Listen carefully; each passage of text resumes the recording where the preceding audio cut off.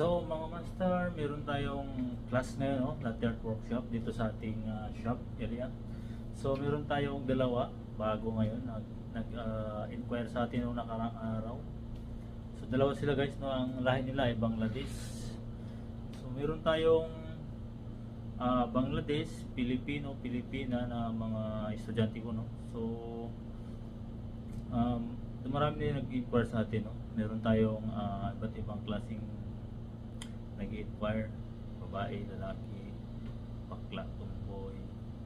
Basta guys, kung interesado kayo sa ating latte art workshop at gusto niyo matuto talaga ng ating latte art, so why not? Open tayo magturo, no, sa lahat ng mga gusto matuto. So sa ngayon nantay ko sila kasi ang sabi ko 10 o'clock yung class namin.